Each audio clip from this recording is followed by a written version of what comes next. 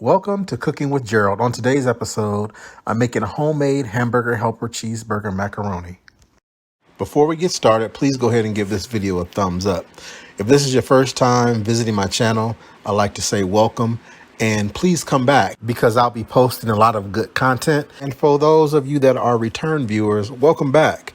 And please go ahead and subscribe to the channel and go ahead and share with everyone that you know, as well as leave me some comments down below. I will be uploading videos regularly, so go ahead and click that notification bell in the top right hand corner of the screen so you don't miss out on the videos each time I do upload a new one. Now on to the video.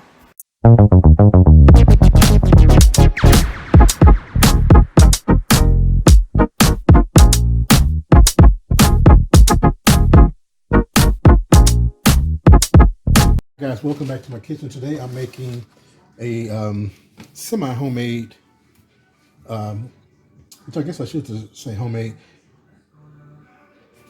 imitation cheeseburger macaroni or hamburger helper. I'm using ground turkey and not beef. You can substitute the ground turkey for beef if you like. Some heavy cream, onion, garlic, some triple cheddar cheese, which is a blend of sharp cheddar and Vermont white sharp and mild cheddar. And then I have this one as well. This one has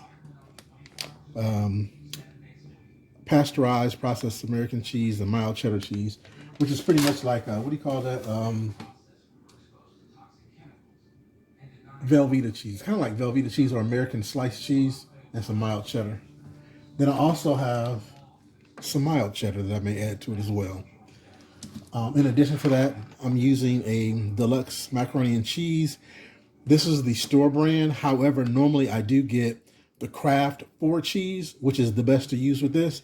However, I couldn't find any, so I got this one, which just has a basic cheddar, and that's why I bought the other cheeses to mix with it. Normally, I would have just used the Kraft 4 cheese deluxe, and then more than likely a little bit of this triple cheddar or 4 cheddar from Walmart that you can get that's shredded like this, and that will be it. But because I don't have that, I'm actually going to put all the cheeses in there. So the first thing I'm going to do is to chop up my onion and my garlic.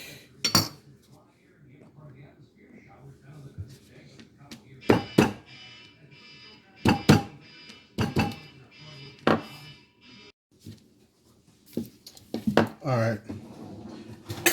I don't know why I did the garlic like that, because I do have a garlic press. I forgot all about I had. So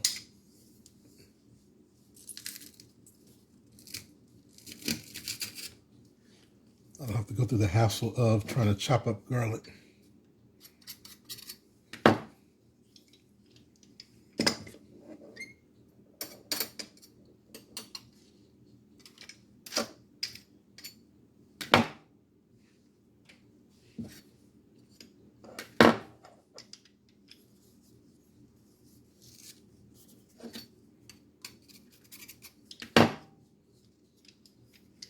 All right.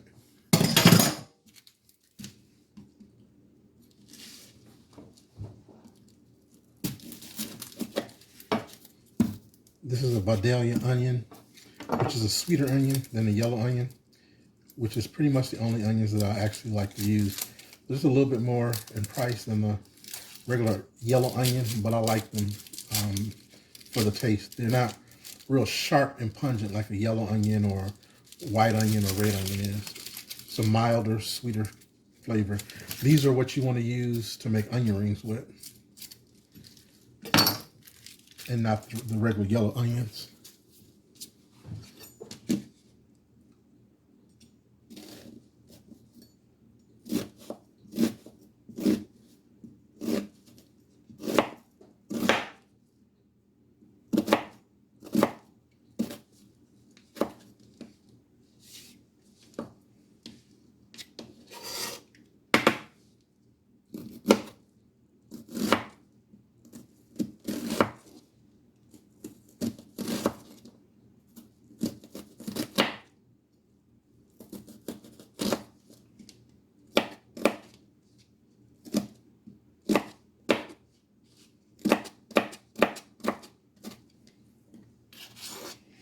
And that half onion is going to be enough.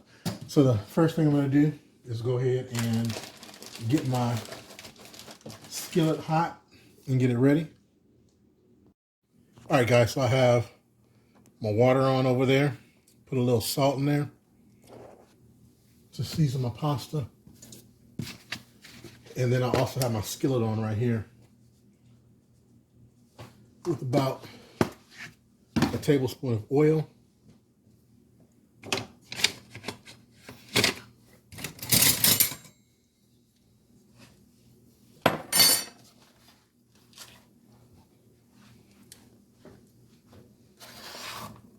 Throw my onions in there and go ahead and get those started. Okay, guys, my onions are sauteing. My water is almost up to a boil. This is a real good meal to make for your family during the week. I mean, real quick and easily. Probably won't take no more than about 10 minutes. When I'm doing the video, it seems like it's longer, and that's because I have to do everything step by step. But if I was just here making it, it wouldn't take me no more than about 15 minutes, 15 to 20 minutes, because it takes about 12 to 13 minutes for the pasta to cook. So now I'm going to go ahead and throw in my ground turkey or ground beef, whichever one you like. This is also good for lunch. That's why I make this. I make this, and it's enough for me to eat on for a few days during the week for lunch.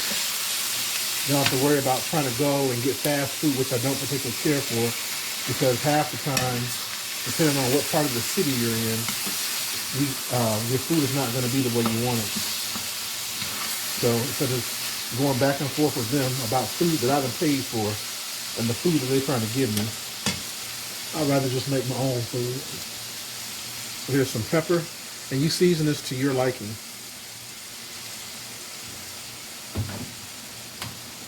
Pepper, and I have an all-purpose seasoning that I have. It has a little complete seasoning, garlic powder, onion powder, and some other things in there. And it does not have a lot of sodium in there, so I can use a lot of it. And you also want to remember to not use any sodium. I wouldn't at all until the dish is pretty much done, because all the cheeses do have some salt in them.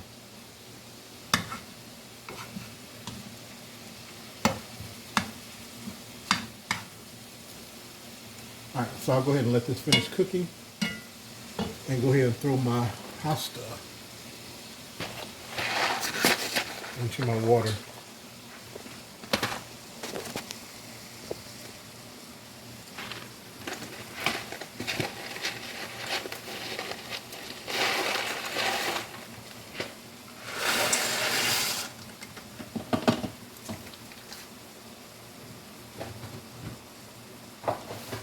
That's going to cook for about 12 to 15 minutes. I don't like my pasta al dente. I don't like it mushy either. I like it in between.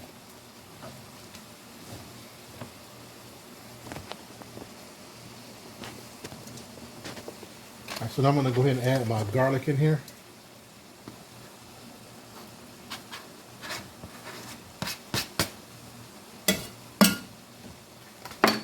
And the reason you want to add it in now is because you don't want the garlic to burn. When it burns, it tastes really bitter.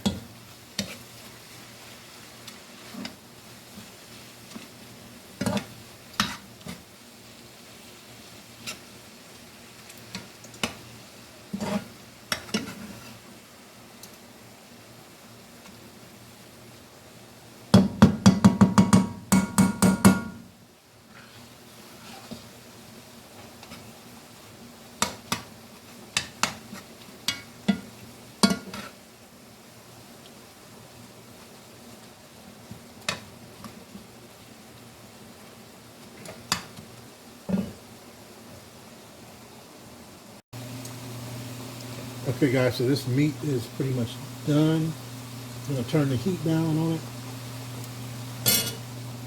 and let it finish cooking until it cooks all the liquid out. One thing I do love about ground turkey is that it doesn't have any fat in it. This is the 85-15, and as you can see, There really is no liquid in here. The only fat that's in here is the fat that I put in here from cooking the onions. And that's actually evaporating now too. I also did check for flavor, for seasoning. And it's seasoned fine. So I'm going to turn this all the way down. Well, actually, I'm going to turn it off until the pasta gets done. Once the pasta gets done, we'll put it together. Alright guys, so I'm back. Pasta is done. I've drained it. And I've left just a little bit of the water in there. Normally I would add milk and cream, but I don't have any cream. Any milk, so I'm going to add just the cream. So the first thing I'm going to do is go ahead and add in my cheese. The cheese sauce packet, rather.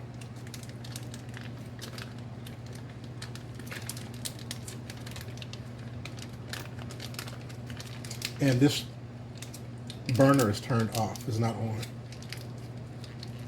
You want to make sure of that because you don't want to burn the bottom of your pan.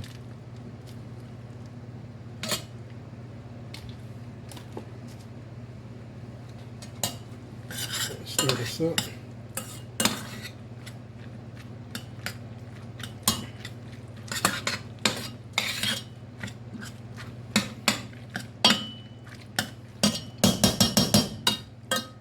I'm going to go ahead and add some more pepper because I love pepper. As I was saying before, wait on the salt because if you're using this cheese sauce packet, it's extremely salty. If you're doing everything from scratch, then you can add salt because you can control it, but with this package you can't because it already comes pre-mixed. Also, with this recipe, you can make it into your own. And the way you can do that is by making chili mac, where you would add some chili seasoning, a little bit of chili seasoning to this, probably a couple tablespoons, and then a can of chili beans, or you can make it a taco mac, where you add a couple tablespoons of the taco seasoning. You can throw some tomatoes in there, and whatever other toppings of your favorite toppings that you like.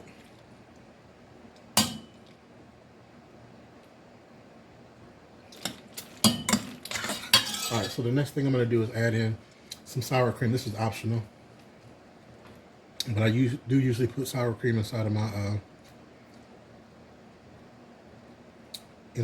my mac and cheese to give it a little tang.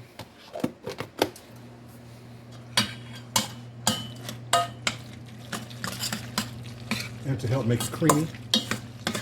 Some people use cream cheese, I don't. Alright. This is some cheddar cheese, straight mild cheddar cheese.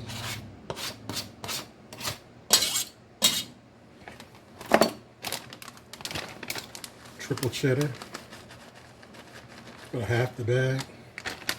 This is about 2 cups, no, 1 cup. It's American cheddar.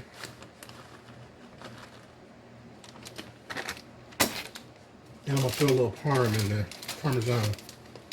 And the reason I'm doing that is because the 4 cheese that I normally get, that 4 cheese blend has Asiago and Parmesan cheese in there. So I'm just going to throw a little bit of that in there for some bite. And get to stirring this up, and then I'll add some cream. And like I said, normally I would add a little milk too to thin it out. Which I may end up adding a little bit of water. Because you don't want this to be real thick.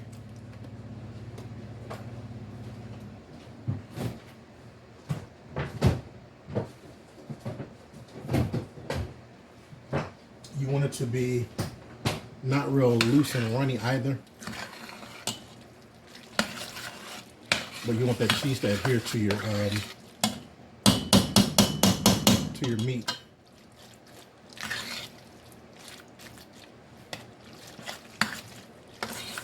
Look at that. This is just plain macaroni. You can eat this macaroni and cheese by itself. If you want to, you can throw it in the oven, or you can leave it on the stove top.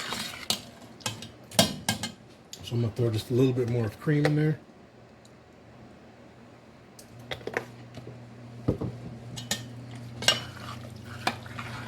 That's total probably like about a half a cup.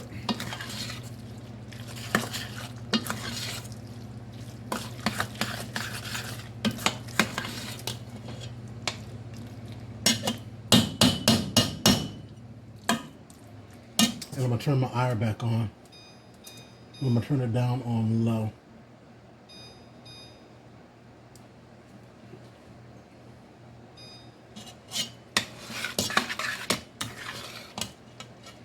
And I'm gonna put a little water in there because the heavy cream is kind of thick. There we go. It's a lot better.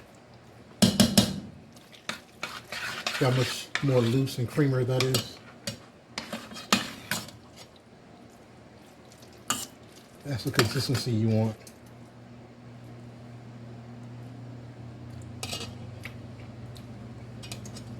And it's quite delicious.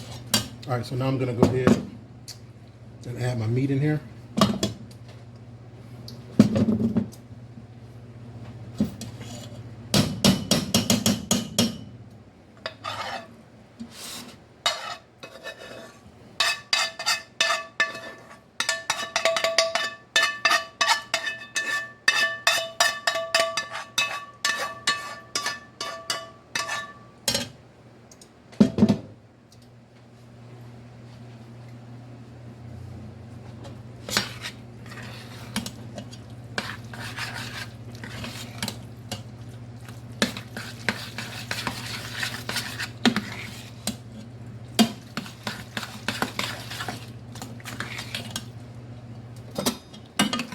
Turn the stove back off.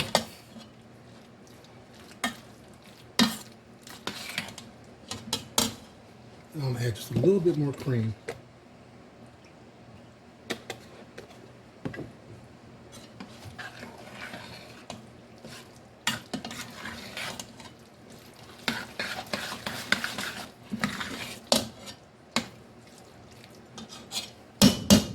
All right, and there it goes, guys. There you have it. This is that homemade hamburger helper with real cheese. I'll be back in a few moments after I plate this up.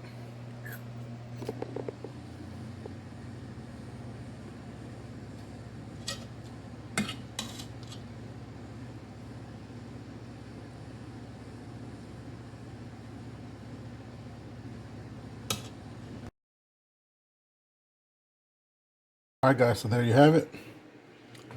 Look at that homemade hamburger helper macaroni and cheese. And my beautiful biscuit. Look how luscious that looks and creamy.